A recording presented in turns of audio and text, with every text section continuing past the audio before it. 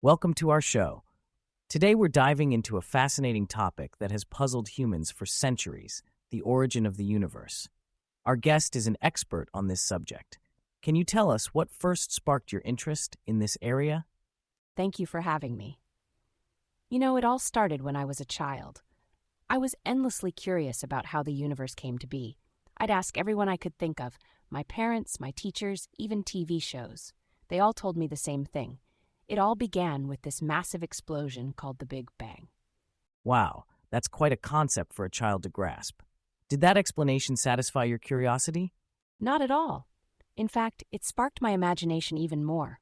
I started wondering if I could create my own mini-universe by causing a big explosion. In my mind, this mini-universe would have its own Earth, complete with tiny humans just like us. That's adorable. Did you ever try to make this mini-universe? Haha, no, but I did imagine one of these mini-humans pondering about what lies beyond their universe, unaware that they were part of a larger universe created by a giant like me. And then I thought, what if our universe was created by an even larger being? It could be universes within universes, going on forever. That's mind-bending. Was there anything that inspired these ideas? Actually, yes. I watched this animated movie called Nobita's Diary of the Creation of the World. In it, a character uses a futuristic gadget to create his own universe and goes on adventures inside it. It really fueled my imagination. That sounds like a fun movie, but I guess as we grow up, we realize creating a universe isn't as simple as causing an explosion, right? Exactly. The Big Bang that created our universe was unimaginably powerful. Even our most powerful explosions like nuclear bombs are completely insignificant in comparison. It would be like a speck of dust landing on a person, totally unnoticeable. Interesting. Can you help us understand how explosions work in general? Sure. Let's think about firecrackers. When a firecracker explodes, the gunpowder inside burns rapidly, creating a large amount of gas. This gas expands quickly, producing the explosive effect we see. In just the blink of an eye, the volume of gas increases thousands of times. The faster something expands and the larger it grows, the more powerful the explosion. That makes sense. So how does this compare to the Big Bang?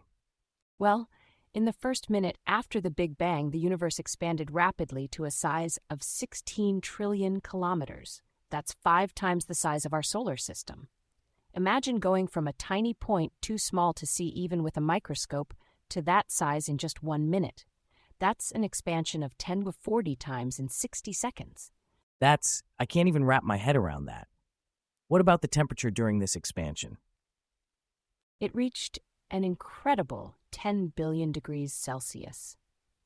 To put this in perspective, the surface of our sun is only about 5,500 degrees Celsius, which is already hot enough to turn everything on Earth into gas.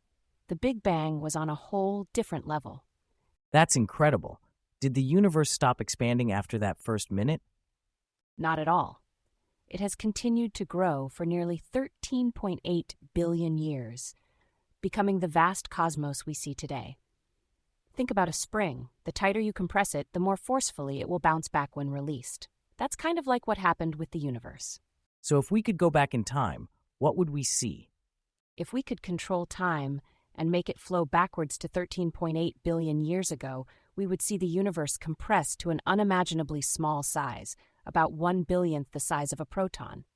And a proton is already so tiny that no one has ever seen one, even with the most powerful microscopes. That's fascinating. Can you help us understand just how small that is? Sure, let's start with something familiar, like an eraser. Imagine cutting the eraser in half, then cutting one of those halves in half again, and so on. Soon the pieces would become too small to see or cut with normal tools. But if we had a microscope and a very thin blade, we could keep cutting. That's an interesting thought experiment. Is there a point where we can't cut any smaller? That's a great question. It leads us into the fascinating world of atoms and subatomic particles. When I first started school, my teacher told me that atoms were the smallest things in existence. But as I learned more, I discovered that atoms themselves are made up of even smaller parts: electrons, protons, and neutrons. So how small is a proton compared to things we can see?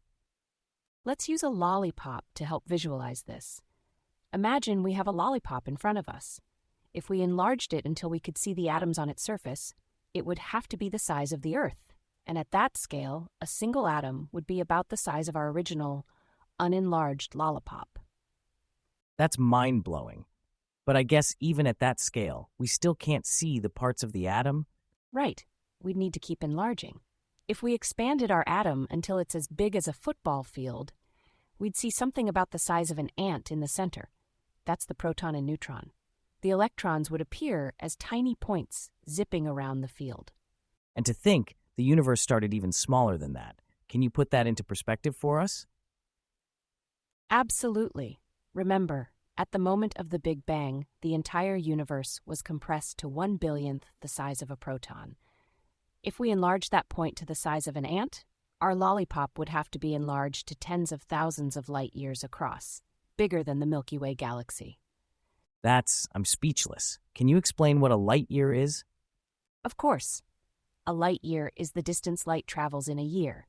Light is the fastest thing in the universe, capable of circling the Earth 7.5 times in just 1 second.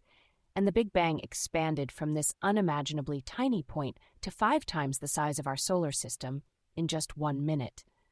The power of this explosion is truly beyond our comprehension. This has been absolutely mind-blowing. Any final thoughts for our audience?